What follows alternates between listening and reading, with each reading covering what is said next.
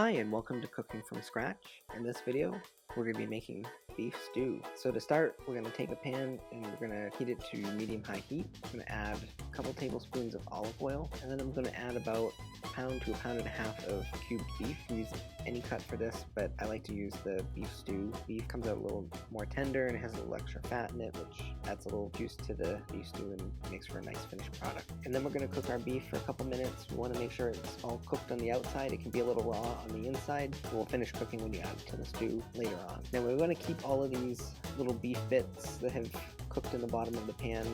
These have a lot of flavor, but I'm going to add a little bit more oil just so that our vegetables don't stick when we start to cook these. So we're going to go ahead and add large onion that's been chopped, as well as a pound of carrots that have been chopped. We're going to cook these until the onions turn nice and translucent. And then I'm also going to add a teaspoon of salt, half teaspoon of pepper, and then about a teaspoon of thyme. And we're going to stir this in with our onions and carrot. And then I'm also going to add 2 to 3 cloves of minced garlic and allow this to cook together for another 2 to 3 minutes.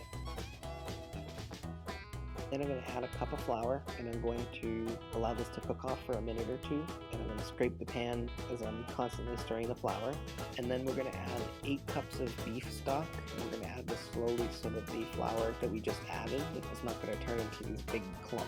It will allow it to create a nice uniform consistency for our stew. Next, I'm going to add about 2 pounds of diced potatoes.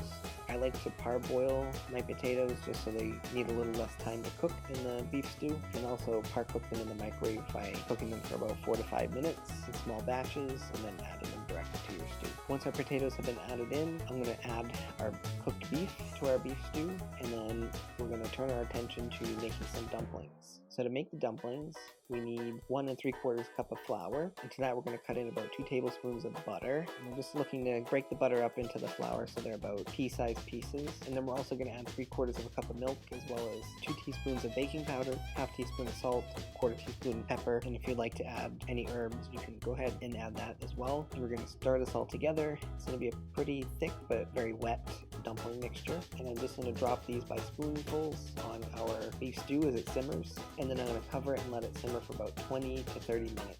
And after about 20 to 30 minutes, the dumplings will be fully cooked and nice and tender. And here's the finished product, hearty beef stew with dumplings. Don't forget to like and subscribe for more videos like this.